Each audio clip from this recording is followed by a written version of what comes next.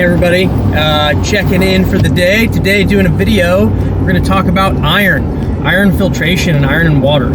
So essentially there's two forms of iron that we're going to be typically dealing with when it comes to the typical residential filtration that we work on. That's going to be iron 3 and iron 5. Iron 3 is ferrous iron, iron 5 is ferric iron.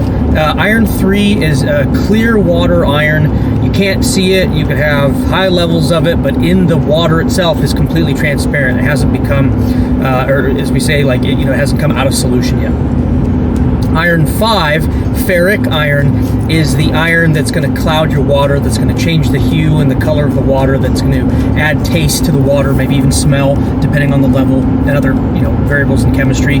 So dependent on how high of an iron level you have, A, the pH level of the water, B, and if the water is coming out as either clear water iron or iron that is out of solution, that's going to determine through those series of variables the kind of filtration system that you're going to have.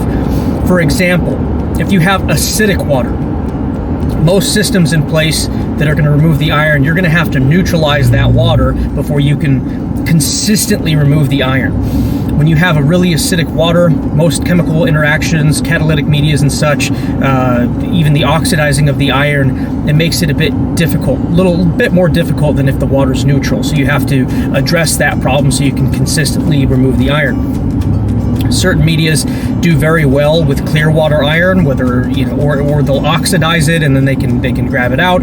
Certain medias do better with iron that's come out of solution, so you can see it in the water. Right, they'll bond to the media types, and you have to be really intentional too, because if you have, say, ferric and ferrous iron that you're addressing, some medias will actually have their lives shortened due to ferric iron coming in, and what happens is that the iron, now that it's come out of solution, it's an actual particulate, it will bond to the media surface, and that is not its design. It's not intentionally doing that. It's kind of a byproduct or side effect.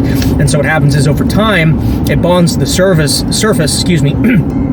and more, it isn't able to release, it isn't able to let that media, or sorry, that contaminant go through its regeneration and backwashing cycles.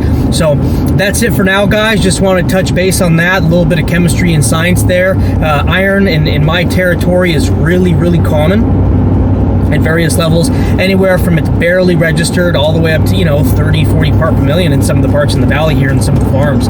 So we do a good feasibility period, make sure that we're addressing it as best as we can, whether it's high flow, residential flow, low flow into a storage tank. That's kind of my favorite, because then you can use the clean treated water to regenerate the filtration system, which just adds, it gives it a certain robustness and adds years to the system as well. And then last one that I like to do, dependent on the media type, if it's a carbon-based media, what I like to do is add an ozone generator onto that carbon-based media. That carbon-based media will drink that in. It's an oxidant, and it's also a disinfectant. So carbon-based medias have they're a bit problematic when it comes to bacteria and kind of the propagation of bacteria in there. They're really susceptible to that. So the nice thing about ozone gas is it not only cleanses and strengthens the media, it addresses and mitigates the potential for any bacteria to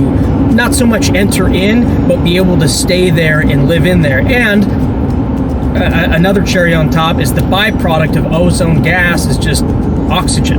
It breaks down from an O3 to an O2 molecule, as opposed to using a disinfectant like chlorine, which is similar in what it does, but then the byproducts of the chlorine are going to be carcinogens, which may leach into your water. So, all right, guys, just a little bit over 4 minutes. That's it for now. Much love. Thank you, as always. If you have any questions, feel free to reach out to us. I always promote going to our website. It's probably the best way to reach us right now. We're just really feel busy. You can go to totalwells.com, fill out a service request form, or you can find our email there as well, juan@totalwells.com. If you do run into an emergency or you need immediate attention, you can always text us or call us at 206-484-5826. All right, thanks, guys. God bless. Bye.